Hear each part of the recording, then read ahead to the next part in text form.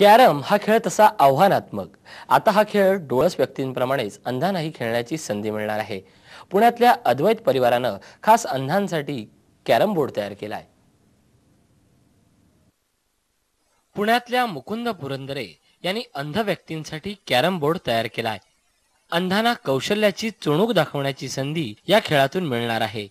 हा carrom board अंधांसाठी पर्वणीच ठरणार आहे.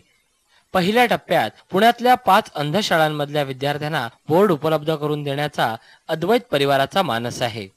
पुण्यातले जे पुणे अंधशाळा, कोथरूड, कोरेगाव पार्क, भोसरी, आळंदी आणि हडपसरी यांना आम्ही आता हे बोर्ड बनवून त्यांचे देणार आहोत. म्हणजे तिथली सर्व मुलं आम्हाला खेळायला मिळतील.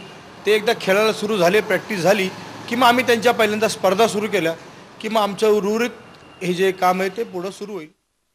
अंध व्यक्तींना कॅरम बोर्डची रचना चटकन लक्षात येण्यासाठी त्यावर काही विशिष्ट खुणा करण्यात आल्या आहेत. पांढऱ्या आणि काळ्या सोंगट्यांमधला फरक लक्षात येण्याजोगा आहे. पारंपरिक बोर्डावर काही मोजके बदल केले आहेत. तसंच गरजेप्रमाणे आणखीन बदल केले जातील असं पुरंदरे सांगतात.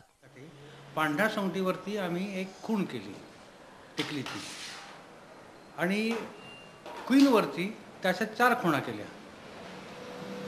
ज्या काळ्या सोंगट्यात ते मी खूण केलेली नाही. त्याच्यामुळे काय झालं की त्यांना रंगज्ञान जरी नाही तरी पांढरी सोंगटी, काळी सोंगटी आणि क्वीन ह्याच्यामधला फरक समजला. विविध प्रकारच्या खेळात अंधांनी पदार्पण केलंय. कॅरम खेळण्याची ही संधी मिळणार असल्यानं या संधीचं सोनं करण्याचा चंग अंध खेळाडूंनी बांधला आहे.